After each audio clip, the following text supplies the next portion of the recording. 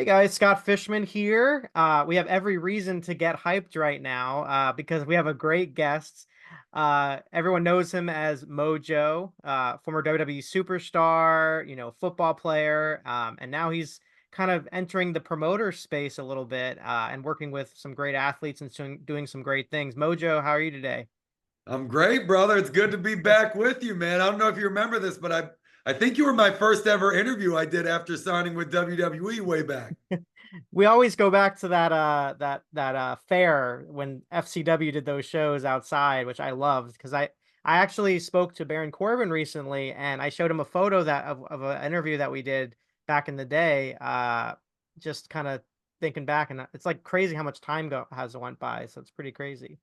That was right at the very beginning of our careers. I do miss that fair. I think they need to add that back onto the coconut loop for the NXT boys and girls. So Yeah, that outside atmosphere is just great. I don't know if anyone else has gone, but it's just such a festive atmosphere. The weather, whenever South Florida weather can cooperate, because you never know. I think there's a lot of unpredictability, but it seems whenever they ran the shows there, it was pretty good. yeah, bro, bring it back. Well, one of the reasons that we have Mojo on today because they have a really cool concept that you're working on. Talk a little bit about this combine that's coming up next week, September the 4th at 6:45. There's a show called Crowning Glory. DraftKings is partnering up with you guys as a sponsor, and then Black Label Pro is doing a card of matches, but also you have a combine going on, and this card is stacked pretty as well. But talk a little bit about I know you're used to it as a pro athlete, these combines. I know WWE NXT does it at the Performance Center.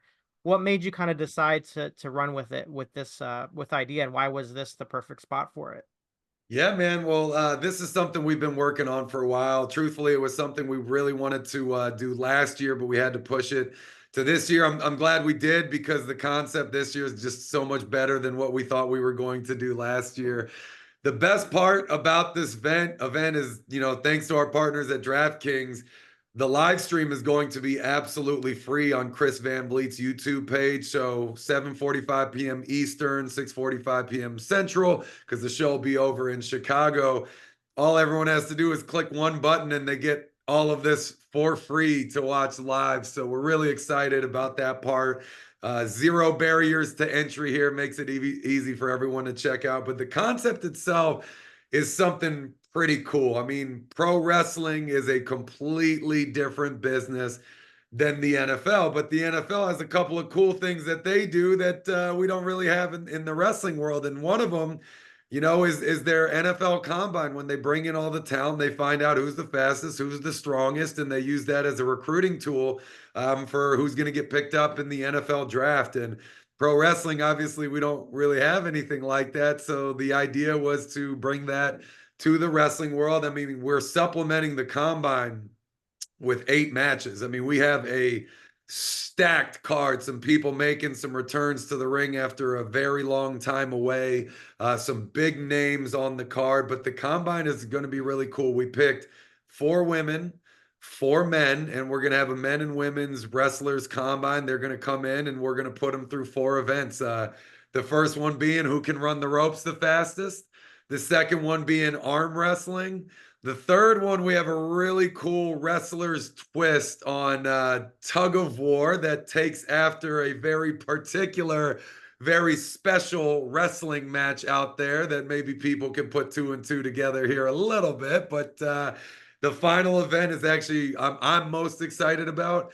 It's going to be a shoot, collar, and elbow tie up. So a lot of fans think a collar and elbow tie up is a test of strength. It's not. You always got to worry about someone shooting the leg, grabbing an arm, going behind, rolling you up.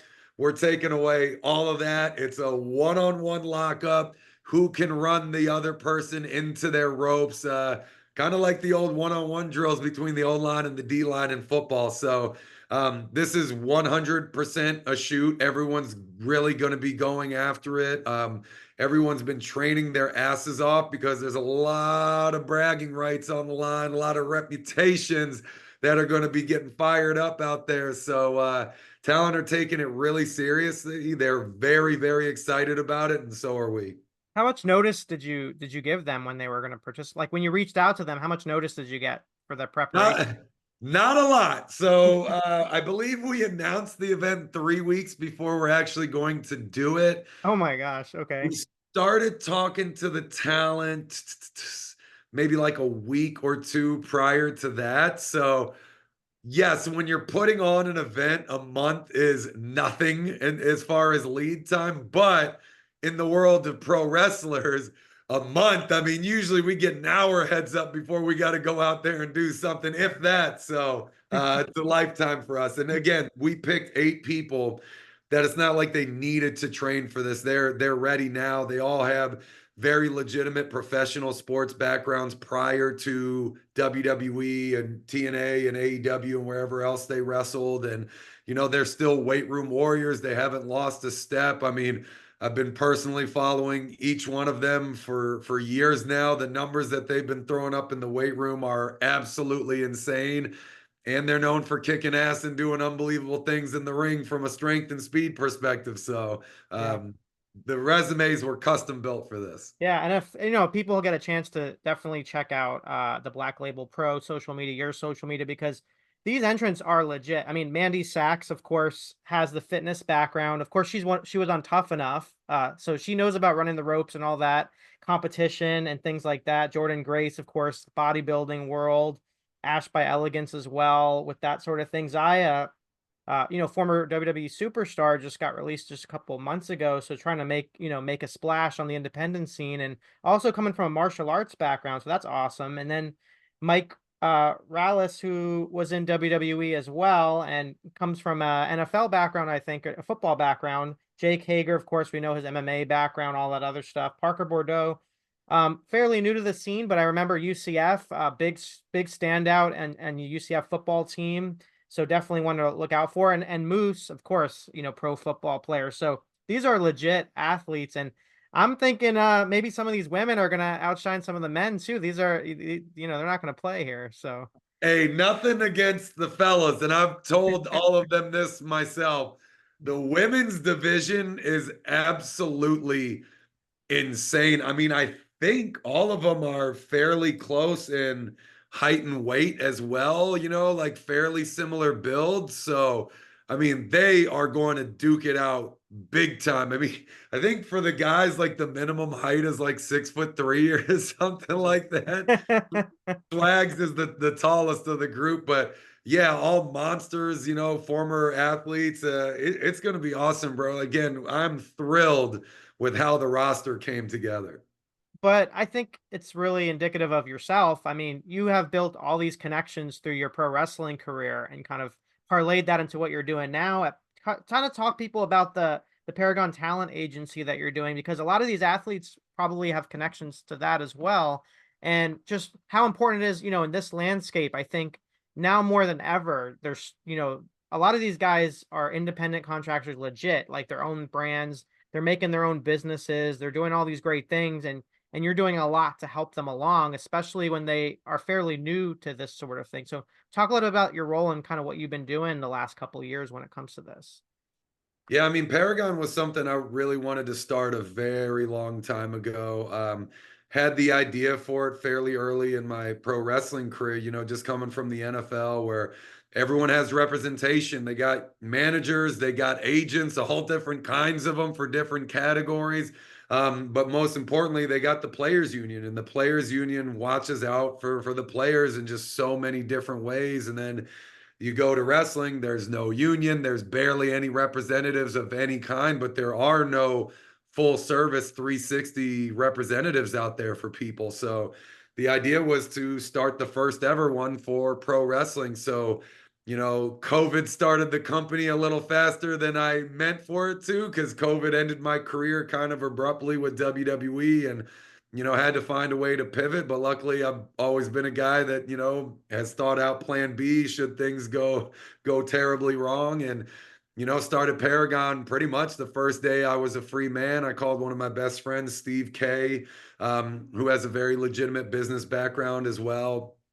And I told him about what I wanted to do. I mean, took like 15 seconds for him to hear about this thing and he immediately jumped in. But, two guys that both have MBAs from great universities and business backgrounds, mine being, at Morgan Stanley and financial services before this. And yeah, we started the company and I mean, it just took off. At this point, we've done paid deals for 350 talent.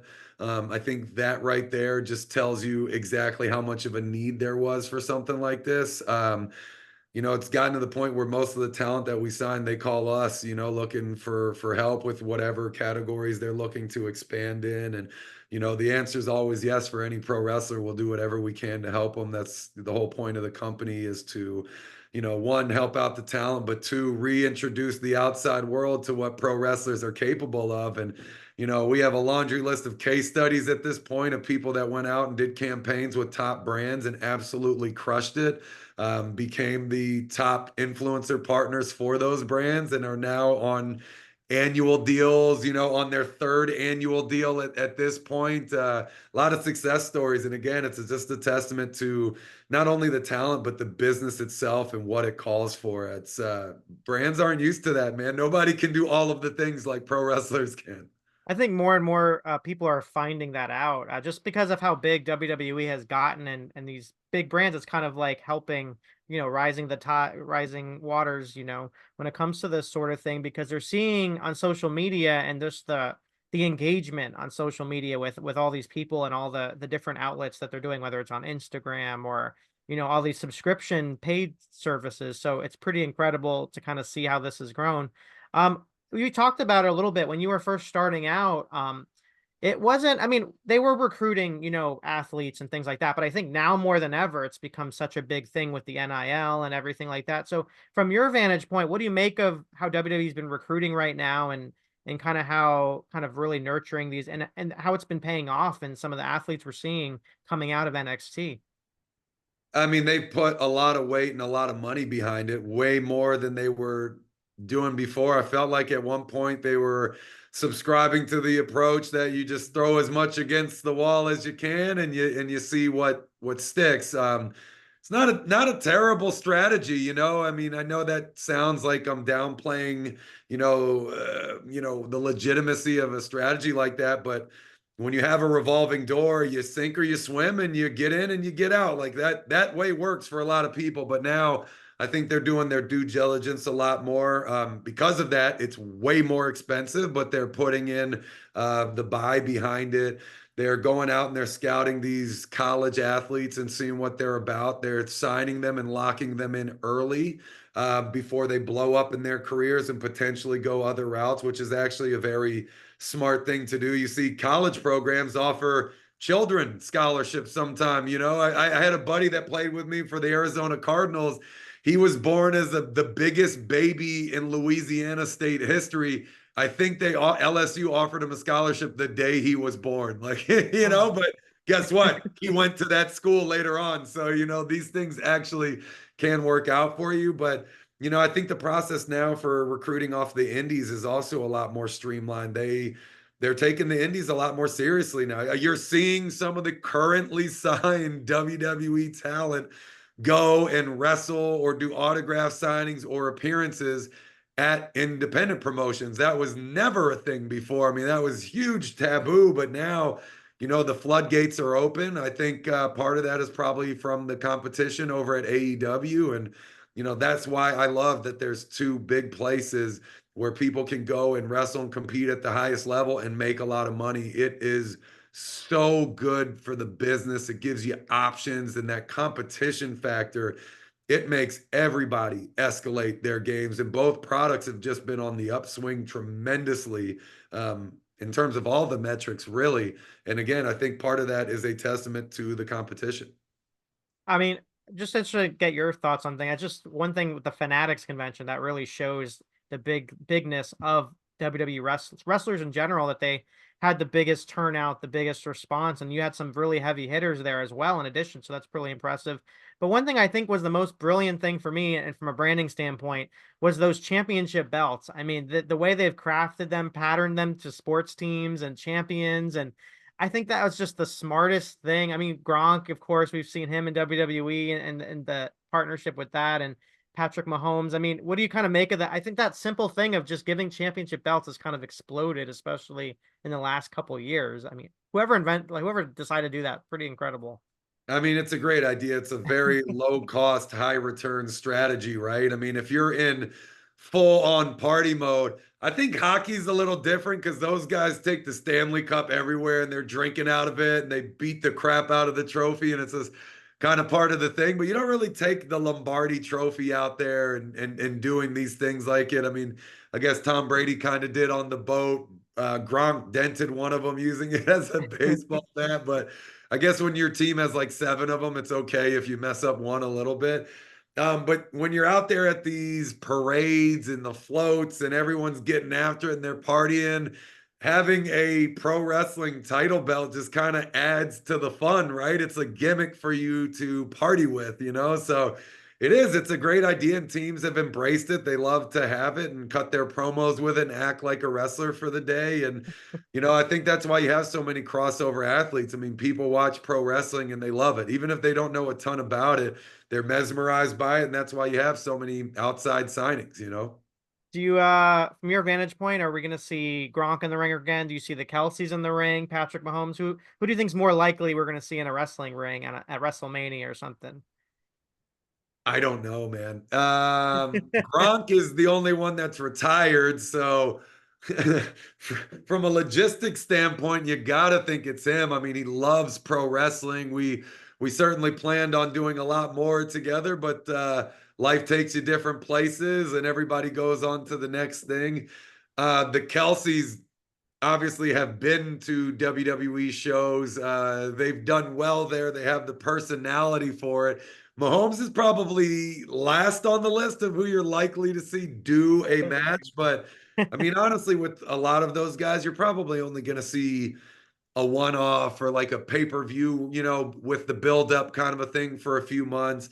It's very hard to take somebody who's making 10 to 50 million dollars a year, pay them a fraction of that, but ask them to get their ass kicked more in training for something brand new after they've already made it to the tippy top of the NFL and other, pro sports and things like that to come in on a full-time basis. I mean, honestly, the person that I think is the closest to that would be Moose. Moose was a 7-year starter in the NFL and he left football to come to wrestling. And he came to wrestling. He didn't come to the WWE, which offered him a fat contract. He just left football because he liked wrestling better, which for, again, a 7-year starter who's making millions of dollars, like that doesn't happen. So I give him all the credit in the world for that. AJ Francis is another good example of that. I mean, he was a starter as well in the NFL, and I remember he and I were college teammates. I mean, I remember back when we were playing ball together, and even when he was in the NFL, he was saying like, "I'm just buying my time until I can get a shot with WWE. I would leave the NFL in 2 seconds to go do that. I love that more." And then he actually did. Like he could have kept playing in the league, but he saw that window and he's like, "Screw it, I'm out of here. I'm giving up all this money to start over and make nothing in NXT." Yeah, I get Moose. Moose is very loyal too to Impact Wrestling. I mean, he can get other deals like a WWE negotiation or AEW, but he's loyal to those who are loyal to him. So that shows what kind of character he has too, I'd say. But another thing that you're doing that I think is really awesome is the TMZ Sports. You get to be a little analyst and kind of do that. And you get to push the wrestling because I think with Pat McAfee, with you, it's hard to get on these shows and talk about wrestling and things like that. But you kind of have been able to do that a little more with you and McAfee. So talk a little bit about that.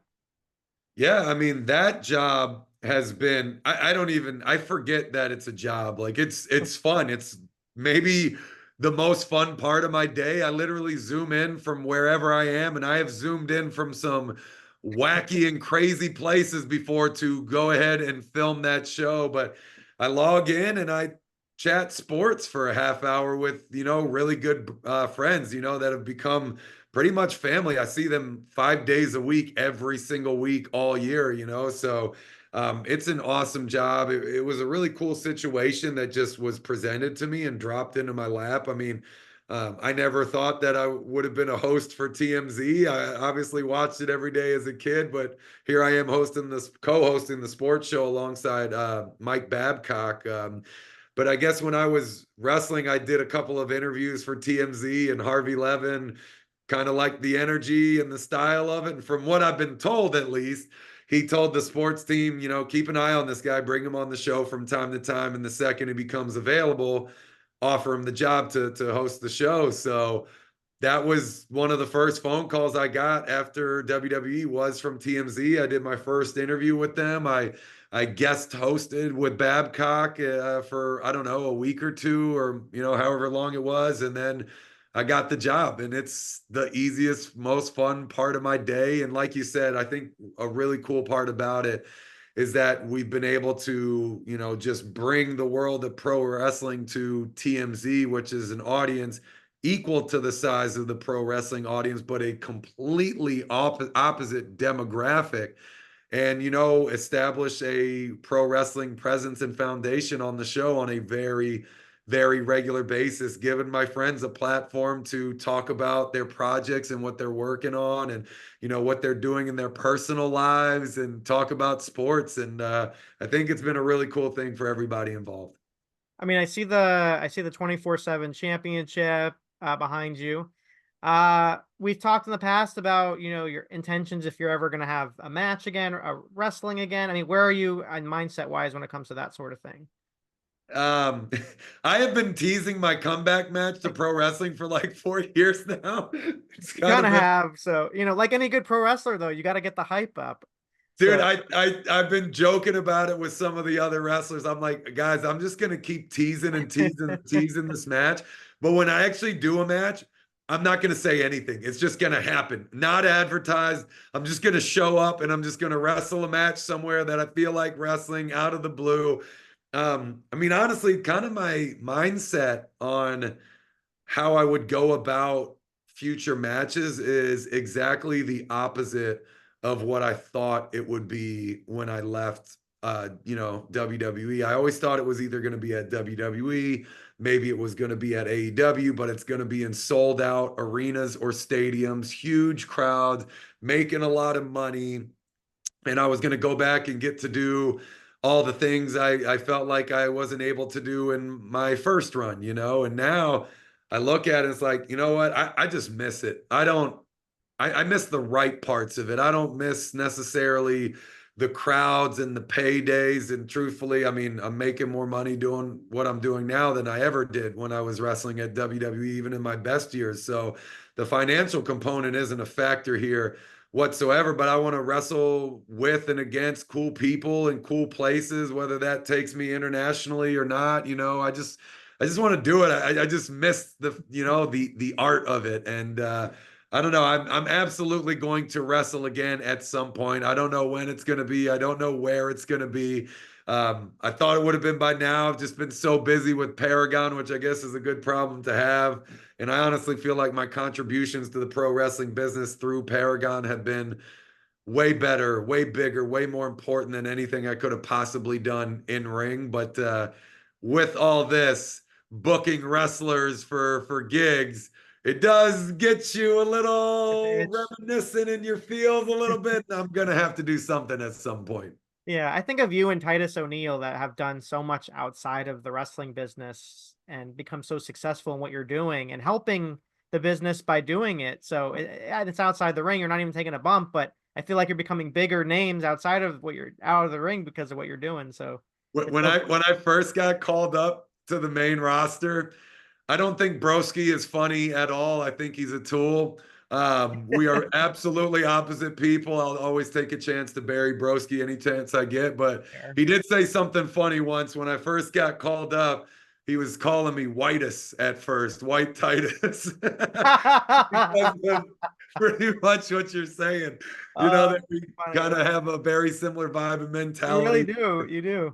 You guys got to Yes. get together. Got some collabs going on. Be I awesome. always thought it's funny. I see Titus all over, and I do business calls all the time, and people ask me if I know Titus, and my buddies FaceTime me with Titus. I go to any kind of like major sporting event or business networking conference or something like that, and Titus is almost like we're always at the same thing. So I guess the whitest moniker might actually fit more now than ever. You talked about, you never know where you're going to show up. It could be at a wrestle. It could be at the Black Label Pro show for all we know, right? So you just never know. Of course, this is coming up 6:45 at September 4th. So fans can tune in on Chris Van Vliet's YouTube channel, which is interesting in itself. I know Chris, from South Florida when he was hosting Deco Drive in Miami. So it's fun to kind of see how he's being developed. So it's cool that you guys have linked up for this. Dude, he's I a think, star, man. He yeah, he's awesome. What he's doing with YouTube, um, man, he is yeah, absolutely on fire. His that's someone who analytics are kind of bet on awesome. himself, and it's really because he left what he was doing at Deco Drive in the news station down there and kind of did his own thing, and then it's kind of see what happens. So just Dude, goes he's to awesome show. too because I called him and I pitched this idea to him. I was like, I don't really care how to get you involved. I just love to get you involved in some kind of way. And he loved the concept and really wanted to be a part of it. And it was never a thing. And Maven Huffman was the same exact way, but it was never like, all right, well, how much are you going to pay me? And I need this for travel, and I need to make sure that I'm on screen for X percentage of the time. Like there was none of that for either of them. It was like, I love this idea. I think it's going to be awesome. Like, what can I do to be a part of it? Like, where do you need to plug me in? Like, how do you see this thing going down? Like, they just wanted to be team players. And that was another thing that was cool about the combine talent that we have is everybody wanted to do this, man. I mean, look, wrestling is a dog eat dog business, and you really got to go into business for yourself in so many ways. But the team that we work with, the talent that we have, that we choose to work with and choose to work with us at Paragon, we really don't have those issues with our people. Everybody just wants to help and do the max. So that's actually partially why I'm excited for this thing. I think it's going to be a big win for everybody involved, and was happy to deliver this thing to everybody. So if they win the combine, what are they going to get? Are they going to get anything special? A trophy, a title belt, have anything like that, or just bragging rights? We got a little something, something to present them, to the winners by somebody pretty cool who fits the bill to present something like that. But bragging rights is absolutely, absolutely going to be key here. I mean, these are 8 people that do not like to lose. They've been champions their entire lives, the best at what they do. And it's going to be tough because there is going to be a 4th place and a 3rd place, and that's going to be a hard pill to swallow. People are going to get after it. And at the end of the day, I think it's cool because this is going to be the first. It gives us somewhere to go after this to make tweaks, additions, or if anything, just make it bigger next time. So uh, I'm I'm jealous. I'm not in this thing myself because this kind of competition is absolutely up my alley. But at least from an ego perspective, it protects me from, not doing well and getting blown out in this thing. And then I can't live with myself for the next 10 years. I have to go right back into wrestling right away to get it back. Well, there can only be one first, so everyone definitely want to check this out. You want to let people know one more time, how they can check this out. I think it's going to be happening in Chicago. So I live in Florida, so the only way I can watch it is through that YouTube channel. So hopefully you guys be doing more of these. But why don't you just let people know real quick of that, and just anything else that you want to mention for people to follow you and check you out on all your Yeah, projects. absolutely. So again, this event is going to be Wednesday, September 4th. So we're right around the corner from this thing, live and free on Chris Van Vliet's YouTube channel. That'll be at 7:45 p.m. Eastern, 6:45 p.m. Central, because this event will be in Chicago at Logan Square.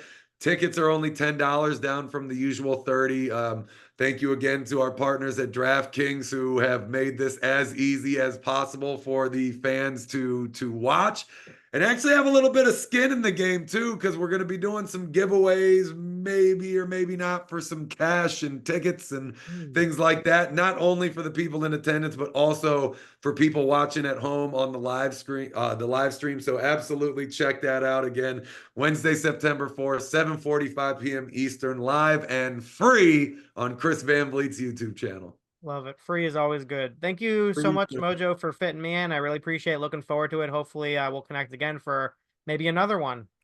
That's right, brother. My first ever pro wrestling interview, brother. You got rights for life. We came full circle here, so thanks for the time. Appreciate it. Anytime, brother. Thank you.